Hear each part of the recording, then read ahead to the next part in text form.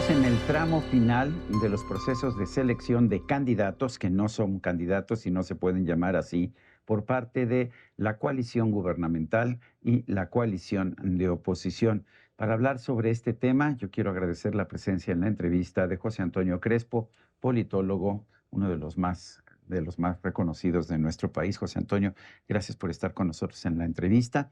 Estamos viendo el cierre con procesos muy distintos. Por un lado, una encuesta, aunque con una serie de encuestas espejo, y por el otro lado, el lado del Frente Amplio por México, pues lo que ha sido un proceso muy complicado, pero que ha tenido también encuestas y que va a tener una votación entre quienes registraron sus firmas con anterioridad, pero que está programado así. Por otra parte, el presidente del PRI, Alejandro Moreno, está pidiendo que la candidata del PRI, que todavía está en contienda, se retire. ¿Tiene sentido? Para mí no, yo creo que es un error el hecho de que pedir o exigir que Beatriz se baje antes de tiempo, porque precisamente lo que distinguía este proceso, así fue planeado, así fue negociado entre los partidos con órganos de la sociedad civil, era dar algo nuevo, algo novedoso, abrir la puerta a los ciudadanos, dar legitimidad ciudadana, dar frescura a un procedimiento que típicamente ha sido cupular cuando no de dedazo. Costó mucho trabajo convencer a los partidos, no querían, sobre todo el PAN, lo debo de decir, porque el PRI desde el principio dijo por mí sí, pero a ver con el PAN, arréglense. Finalmente el PAN aceptó, incluso todos los partidos presumieron este procedimiento diciendo es algo novedoso, no había Ujú. ocurrido, puede ser un precedente, así lo veo yo, y así lo vimos en Y el. todos aportaron parte de las reglas, ¿no? Por eso es tan complicado el sistema. Sí, porque al final de cuentas había que hacer ajustes y demás, pero la idea era que la ciudadanía que quiera participe, se abrió la invitación a todo el mundo, ¿no? Para darle ese tono de diferenciación respecto del método de Morena, para darle esa legitimidad ciudadana propiamente, es decir, aquí los ciudadanos decidieron, no las cúpulas, ¿no? Ujú. Ahora, el Eh, presidente López Obrador dice que todo esto es una pantalla para ocultar que Claudio X González, un empresario, tomó la decisión. Sí, no, mira, yo estuve en las negociaciones. Claudio es un interlocutor más, desde luego Ujú. es un interlocutor que tiene derecho de picaporte, pero no les dice lo que hay que hacer ni lo obedecen. En muchas cosas que a mí me tocó ver, pues no los lograba convencer, o nosotros también, entre todos decíamos, oye, es que esto, y el PAN y el PRI decían, sí, pero no. O sea, no es cierto eso. Eso que Ujú. dice el observador de Claudio X Ujú. es absolutamente falso. Mucho menos el que se haya elegido a Xóchitl desde la cúpula. Xóchitl Ujú. decidió, una vez que vio que el método era abierto, ella decidió lanzarse Y de hecho, Xóchitl de alguna forma fue impulsada por el propio presidente. Parecía que lo estaba haciendo a propósito, ¿no? Todos los días la atacaba y todos los días subía la popularidad de Xóchitl. exacto, pero cuando ya vio que Xóchitl dijo yo voy, y entonces vio que generó un impacto muy importante entre los ciudadanos, algo que sorprendió a todos, de hecho a la Ujú. propia Xóchitl, a quienes la animábamos a decirle, oye Xóchitl, tienes potencial para la presidencial. Entonces, cuando ella vio el método, cuando ya vio que sí iba a haber participación ciudadana, yo de hecho lo comenté con ella, le dije, mira, Sí, porque ella no es paradójicamente, panista, ¿no? Ella no es miembro del PAN, ¿o no, sí no, es? no, Sí. Y pero está en la ella iba, bancada del ella PAN. decía, yo voy a la capital. Ujú. Y aún ahí tengo dudas de que la dirigencia me ponga porque pues no soy panista. Cuando ya se aceptó finalmente el método de participación directa, incluso yo le comenté, oye, capaz que aquí tienes más posibilidad porque aquí no va a decidir la cúpula, aquí van a Ujú. decidir los ciudadanos. Dijo, voy a ver el método y finalmente dijo, sí, sí voy. Y vaya, el impacto que generó ya la fue perfilando como la más probable ganadora del proceso interno, pero también como la más competitiva frente a Morena de los aspirantes que habían levantado la mano. ¿Cómo ves el proceso de Morena? El presidente estableció las reglas, dijo no es un dedazo, pero sí fijó ciertas reglas y pues estamos llegando al final del proceso con algunas protestas por parte de Marcelo Ebrard, de Ricardo Monreal, pero pues ya llegando, ¿cómo estás viendo esta situación? Y lo que vemos en las encuestas es que Claudia Sheinbaum está en primer lugar. Es un proceso totalmente distinto al del Frente. Ellos han dicho, el Frente nos copió por las encuestas. No, pero aquí fue López Obrador el que dijo quién competía y quién no. Ujú. Después, es una encuesta, pero son encuestas que, pues, las que hemos visto de Morena, los mismos competidores las denuncian como que no son genuinas. Lo Mira, hizo Monreal. en las encuestas independientes sí hemos visto, pues, que todas colocan, o las que son serias, las que yo he Sí, visto, sin colocan a duda. Claudia Sheinbaum en primer lugar. Sin duda, pero hemos visto cómo ellos manejan las encuestas. Lo vimos con Claudia Sheinbaum en un 18 frente a Monreal, lo vimos en Coahuila en este año, donde uno de los contendientes dijo, Y Marcelo, pues, está, denunciando muchas prácticas que son ilícitas, que no hay piso parejo. Ahí la incógnita es qué va a hacer Marcelo. Yo todavía no lo tengo claro. No puedo decir si se va a Él quedar ha o se él va a ha dicho salir. que se va a quedar y que no rompería con Morena, Así es, lo ha dicho porque creo que y lo tiene firmado. hay tiempos Sí. también políticos. Yo no estoy seguro que vaya a ser, pero en fin, esa incógnita todavía quedará para la próxima semana, los próximos días. Pero sí creo que ha sido un proceso más jaloneado dentro de Morena que el de aquí. Aquí, a pesar de que hubo algunas protestas e inconformidades, ha sido más civilizado. Y creo que así va a acabar, independientemente de lo que decida Beatriz, si se va hasta el final o se baja antes.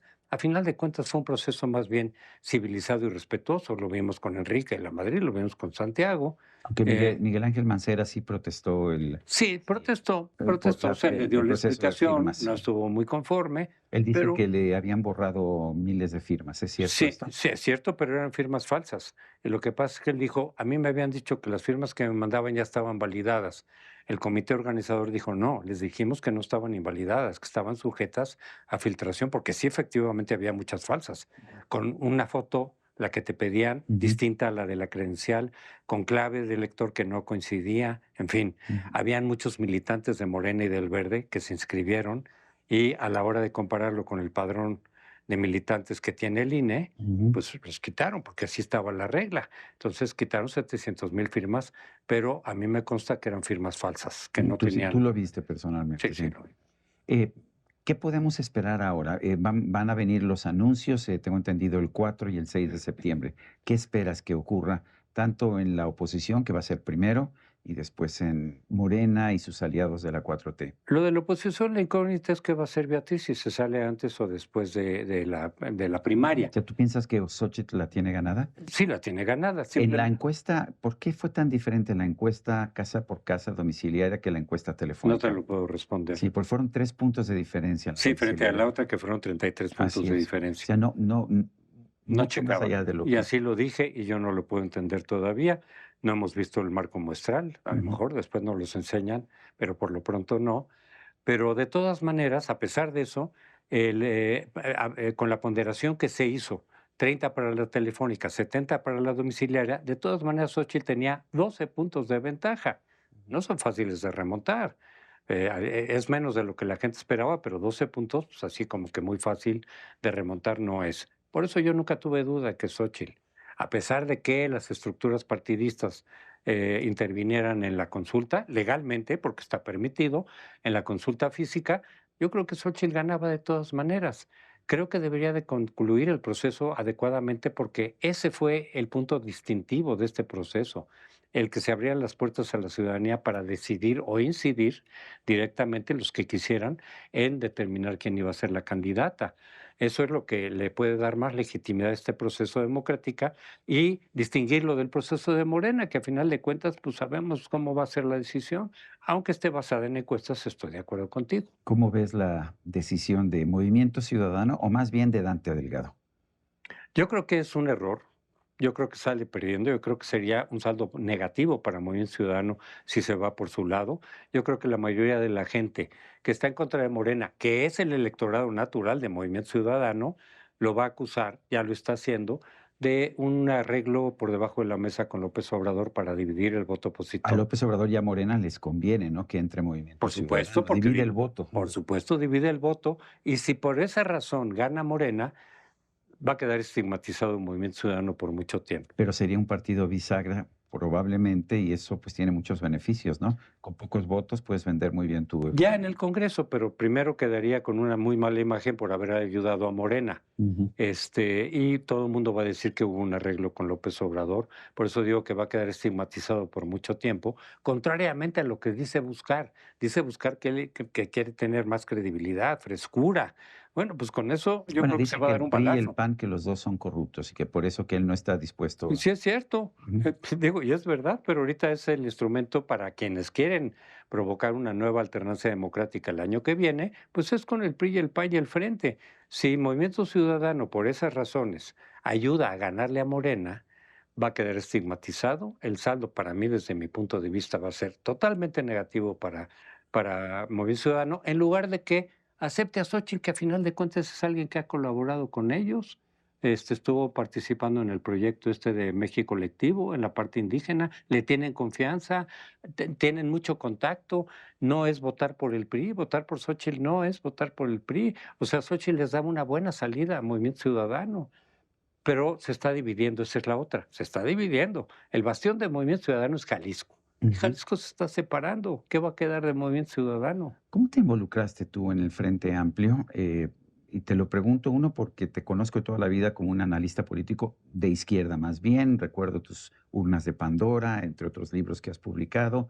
Eh, ¿Por qué tomaste la decisión de involucrarte, como estoy sabiendo en este momento, directamente en el Frente Amplio? ¿Y qué posición estás desempeñando ahí? Sí, mira, efectivamente mi postura es izquierda, pero socialdemócrata, Ujú. no populismo bolivariano. Con eso nunca estuve de Son dos acuerdo, cosas muy que distintas, eso es lo ¿no? que yo creo que estoy pasando aquí con López Obrador. Por eso nunca voté por López Obrador, nunca me dio confianza. No lo consideré un actor democrático, como sí muchos otros del PRD, el Ujú, propio Cuauhtémoc, en fin, pero no, con López Obrador nunca me dio confianza democrática, y lo estamos comprobando.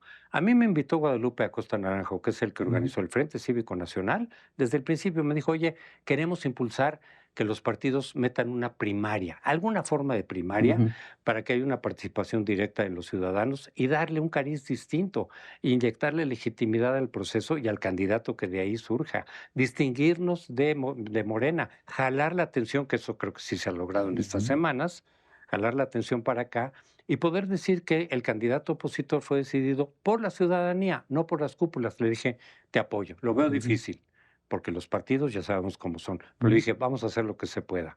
Se logró. El problema ahorita es que si Beatriz se baja antes de tiempo, ese ejercicio en particular de la consulta del 3 de septiembre, pues va a quedar sin sentido. Por eso yo creo que Beatriz debería de que llegar hasta el final. El PRD, ¿cómo queda después de todo esto? Finalmente, quienes a los candidatos que estaba apoyando el PRD ya no están allí, eh, como que ya no está apareciendo como uno de los jugadores en esta alianza. Sí, ahí está, y desde luego el PRD está buscando mantener su registro. Le conviene subirse a Ujú. la coalición porque algo le toca y seguir jugando con con el registro y eventualmente influyendo en alguna medida, poniendo algunos candidatos, teniendo algunos diputados, pues creo que es lo mejor que puede hacer. Y ahorita aprovechando que Xóchitl es más bien de una línea socialdemócrata. Xóchitl fue electa, de hecho, en las listas del PRD y después se pasó a la bancada del PAN. ¿Por qué Y, en el y Senado? también el PRD la apoyó, si tú te acuerdas, para la gubernatura de Hidalgo, que perdió, Cierto, sí. pero el coordinador de campaña era Jesús Zambrano. Mm. O sea, sí ha tenido contacto con el PRD también y con Movimiento Ciudadano también. Por eso creo que es precisamente una persona que puede aglutinar a los distintos partidos de oposición. Pero creo que el PRD está haciendo lo que tiene que hacer, ¿no? Ujú. Era difícil que sus candidatos llegaran a la final. Bueno, se inconformaron, bueno, eso suele suceder, pero a final de cuentas ya se limó la aspereza.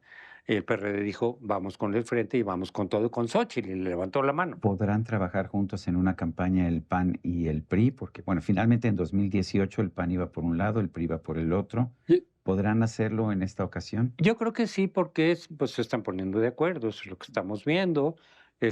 Habrá algunos desacuerdos por ahí, pero que se pueden resolver. ¿Por qué? Porque más allá, digamos, de la democracia o el interés nacional, etcétera, de lo que hablan los políticos, está su interés partidista. Su interés tanto del PRI como del PAN y desde luego del PRD es ganarle a Morena el año que viene para tener un gobierno de coalición en el que todos van a participar de una u otra manera en el gabinete, si se llegara a ganar la capital también ahí. Va a ser difícil gobernar de esa manera, ¿no? Con un poder tan dividido. Sí, pero creo que ahí la presidenta, Ujú.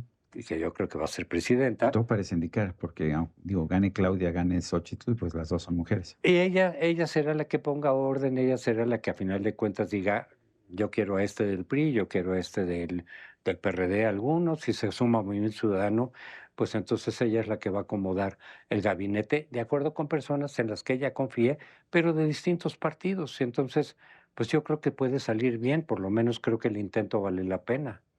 José Antonio Crespo, gracias por esta conversación. Con mucho gusto, Sergio. Y a usted, amigo, que al vernos y escucharnos hace posible este programa, se lo agradezco también. Esto es todo por hoy, pero no se lo olvide. Nos vemos la próxima.